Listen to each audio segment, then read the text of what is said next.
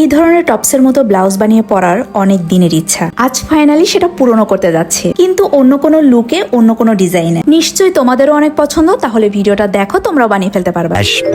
আজ একদম মেজারমেন্ট সহ সুন্দরভাবে আস্তে ধীরে দেখিয়ে এন্ড বুঝিয়ে দেবো, যেন তোমরাও ইজিলি বানিয়ে নিতে পারো। তবে আমার ডিজাইনটা ছবির মতো এতটাও সিম্পল হবে না, কলার এন্ড হাতার ডিজাইনটা একটু চেঞ্জ করব, যেন এই টপসটা আমি শাড়ি বা যে কোনো স্কার্টের সাথে ফ্যাশনেবল ভাবে ক্যারি করতে পারি। তো চলো বডি মেজারমেন্টটা করে ফেলি। এইখানে কিন্তু আমি 40 বডি সাইজের মেজারমেন্টটা করব, আর তার জন্য কাঁধ নিয়েছি 7.5 ইঞ্চি এবং আর্মহোল নিয়েছি 6.2 ইঞ্চি। 40কে 4 ভাগ করলে 10 আসে, তো এখানে আমি বডির জন্য 10 নিয়েছি এবং এক্সট্রা 1 ইঞ্চি নিয়েছি সেলাইয়ের জন্য। এইখানে যে যার বডি মেজারমেন্ট অনুযায়ী মাপটা দিবেন। আমি টপসের টোটাল ঝুল রেখেছি 20 ইঞ্চি, 15 ইঞ্চি আমি বডিতে রাখছি আর বাকি 5 ইঞ্চি এক্সট্রা কাপড় কুচি দিয়ে লাগাবো। কোমরের জন্য আমি এখানে 10 ইঞ্চি নিয়েছি এবং কোমরের উপরের শেপের জন্য 9 ইঞ্চি নিয়েছি। হাতার জন্য আর্মহোলের মাপ অনুযায়ী ফিতা ভাঁজ করে দাগ দিয়ে নিয়েছি এবং মাঝখানের শেপের জন্য 1 ইঞ্চি নিয়ে হাতার শেপটা টেনে দিয়েছি। যেহেতু এই টপসের গলা হবে কোট কলারের মতো, এই জন্য গলার পাশের মাপটা নিয়েছি 2.5 ইঞ্চি এবং লম্বায় 1 ইঞ্চি নিয়ে ড্র করে কাটিং করেছি। পুরো বডি পার্টটাই কাটিং করে ফেললাম। এখন পেছনের পার্ট সরিয়ে সামনের গলাটা কাটিং করব। এইখানে কিন্তু আমি মেন কাপড়ের সাথে ফলসের কাপড় রেখেই পুরো পার্টটাই কাটিং করেছি। তো সামনের গলাটা কাটিং করার সময়ও আমি কিন্তু ফলসের কাপড়টা রেখেই কাটিং করব।